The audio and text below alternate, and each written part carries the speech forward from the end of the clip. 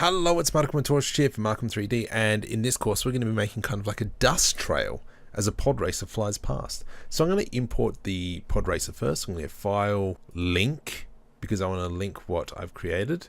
I will go to my file, which is here, Collection Pod Racer. And so this is my pod racer. This is part of a new course on Udemy where it actually goes through all the steps in creating this pod racer. So this is what we're going to use. From here, what I'm going to do is I'm going to go Shift A, add in a plane, and this is going to be our ground. I'm just going to make it very long and wide. There we go. And then I'm going to zoom back in on here. So the first thing I'm going to do is, because it's a pod racer, it actually races off the ground.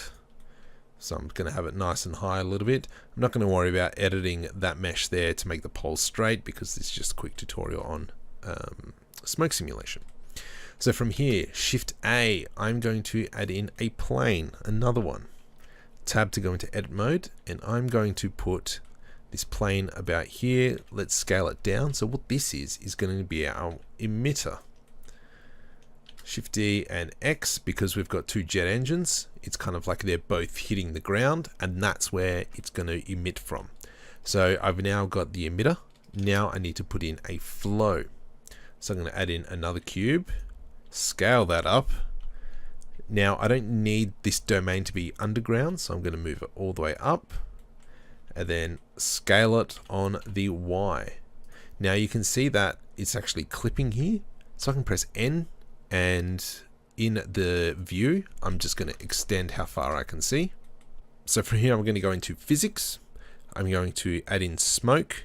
Now this cube is going to be the domain.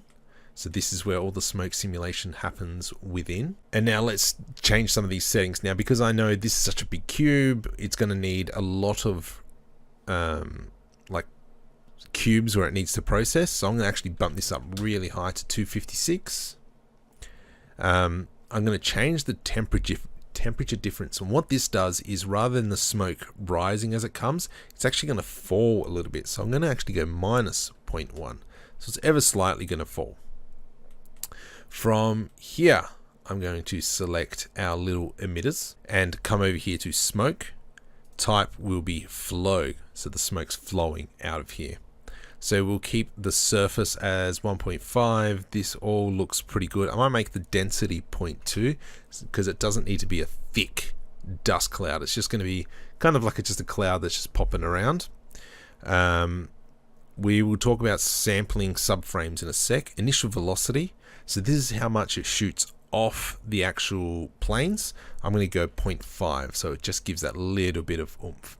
Now let's put some keyframes in. Or actually first, what I'm going to do is I'm going to select the emitter and then Shift right click on the pod racer, Control P to parent the object. So now when I move this, our emitter goes with it. Alright, so I'm going to move on frame 1, G, Y, all the way to here. I'm going to press I to insert a keyframe and location.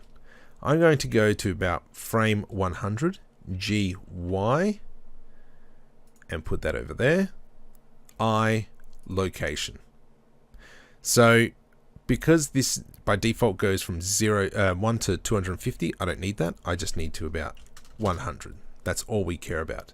Now the next thing you might notice is that it slows up and then it's speeds up, then slows down. So we need to change that. So have both of these markers selected down here by double tapping A, and we're going to press T to change the interpolation, and we're going to go linear. At the moment it's Bezier, but now it needs to be linear, and now it'll flow in linear motion. So from here, what we can do is, what are we going to do from here? Let's create a material for our smoke. So I'm going to select the domain to put the material on. So it's not the emitter, but the actual domain. So from here, I'm going to come up to shading. Let's get off and just go into solid mode.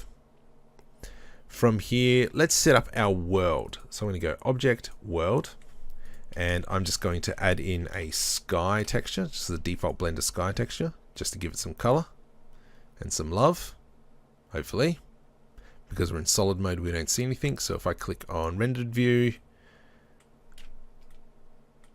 How about we give some sunlight? 1, 2, 3, sunlight. Wow, it's still being a jerk. Alright, let's leave it be. From here, let's select on the domain, click on the world, click on the object. And so we want a new material. At the moment, we've got the principal shader onto the surface. We don't want surface, we want volumetrics. So I'm going to delete that, Shift A. I'm going to go volume, principal volume. Let's plug it into volume, and I want a bit of a dusty color. So I'm just going to select just that. Let's just leave it at that. Now, Eevee doesn't look nice with smoke simulation at the moment, so I'm going to go back to cycles for this one. And there we go. Now there's my sky texture. From here, everything here looks fine. I will enable motion blur. I will find my camera. If I press G, there we go. My camera's pointing straight down. Rotate, double tap X to rotate on the X axis, rotate on the Z axis. And I just want to bring up my timeline. Let's have a look where my ship is. Let's just re-find where my ship is. Let's go back into solid mode. And if we come to about here, this is the photo that we're going to want. GZ. And I'm just going to place the camera to where I want it to be. We're not going to see anyone in the cockpit, unfortunately, but oh well. Now, as you can see, the camera can't see that far. So let's come over here onto the right-hand side and select clipping end. And let's just bump up those numbers. And so now we can see it all the way to the end. So really, we're just going to get, let's do a 100-second animation. So I'm just going to GY. This is going to render all night. Oh my goodness. GY. And then we will actually see kind of like the smoke hopefully puffing up as it blasts past us. Beautiful. Now what we need to do is we need to bake our simulation. If we don't bake our simulation, oh my goodness, you're in for a not pleasant time. So I'm going to go back up to the particle information. At the moment, my cache is blank. I cannot select anything. And that's because I haven't saved the file. So I'm going to go File, Save As, and let's just save it wherever.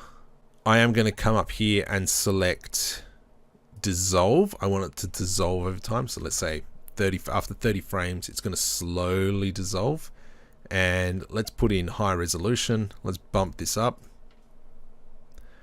Come back onto the emitter. Now this subframing is the amount of times it calculates like when it emits. So if it's on 0, it'll only emit once in between the frames.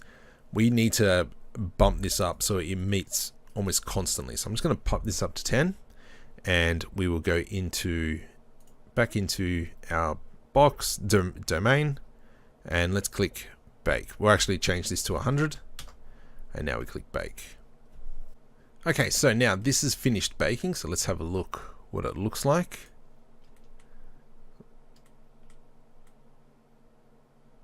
That's pretty cool. And I think that needs to be extended a little bit more.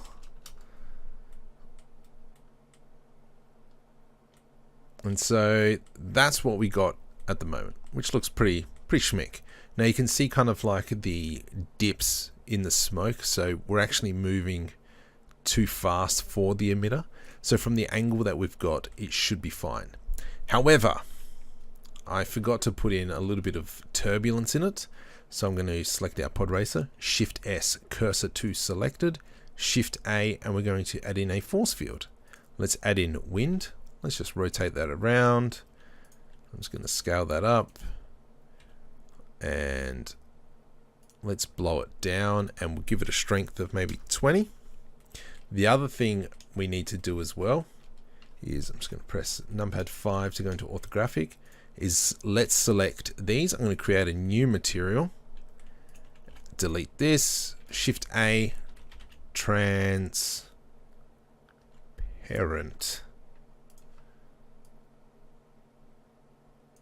So now that's transparent and we got some weird artifacts, and I think that's because of the motion blur. Alright, get out of this. And so we've got our sampling at maximum. I'm fairly happy how this has turned out. Once again, come on, Control Z. Whoa. GY. Oh gosh. GY. So the thing, even though I created the force field, I forgot to parent it to the ship. Control P, object. So now we've got that parented. And now let's come back in, delete our bake, and let's rebake. Alright, so now let's have a look at what this looks like with the wind. So now it's got a lot more vorticity, I think is the word.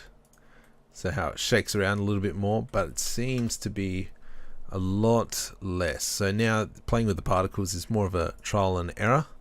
I only want to render out this section here, so I'm going to do Control B. Nope. Select the camera first, then Control B. And let's just have a look at what this section looks like. I'm going to come over here. I've got my GPU selected, which is GTX 980. It's a little bit old, but it's the best I can do for now. I'm going to change the render down to 64. Hair, I don't need. Volumes, sure. Let's just press F12. Okay, so that little section was a wonderful 3-minute render. Oh well, that's what you got to do. That to me looks fine. So I'm going to actually change it down from 2K. Anyway, to 1280 by 720. I'm going to do Control B off the frame to get rid of all that. And then from here, let's bring those samples back up. There we go. 128. Control B, just in that section. I'm just going to do F12 on that. To me, that looks fine. So now I render my computer overnight, and then we go from there. And so this is what we have. If you like the video, please make sure you like and subscribe to keep up to date with all my content.